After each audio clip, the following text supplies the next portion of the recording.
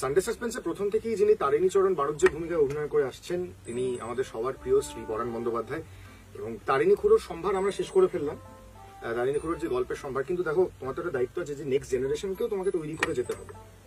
ধরো আমি যদি সানডে সাসপেন্স 2.0 বলে কিছু একটা চালানোর চেষ্টা করি নিজে, তো সেখানে আমি ভাবছি নিজেই তারিণী খুড়োটা অভিনয় করবো। বাহ, ঠিক আছে, আমি তোমার মতন করে একটু পড়ার চেষ্টা করছি। তুমি একটু বলো তো যে অভিনয়টা কেমন হচ্ছে। মানে আমি জানি তোমার থেকে বেটার হচ্ছে, তোমার থেকে ভালো হচ্ছে, তুমি তাও বলো, তোমার খারাপ লাগলে বলো। ঠিক আছে, শুরু করছি। আর এখন যে চেহারা দেখছিস, বললেন তারিণী খুড়ো, রাজিনী আমার ইয়াং বয়সের চেহারা তোরা কল্পনাই করতে পারবি না। বাহ, কিরকম চেহারা ছিল আপনার খুড়ো? ধর্মেন্দ্রের মতো? যে ওরকম নেশপতি মার্কে চেহারা নাই, টকটকে রং, ব্যায়াম করা পাকানো শরীর, জামা খুললে প্রত্যেকটি মাসেল আঙুল দিয়ে দেখানো যায়। क्या बात, क्या बात, বাহ, খুব ভালো। সাইলেন্ট ছবি তো ফুরিয়ে গেছে 30 সনের কিছু পরে। সুন্দর, খুব ভালো। বলে আমার কেমন একটা সন্দেহ হচ্ছে। সুন্দর, তুমি কিছু বলছো না কেন?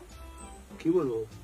ভালো খারাপ ইত্যাদি তো কিছুই তো বলছো না। কোথায় মানে বাবা, क्या बात, কিছু একটা গড়বড় আছে।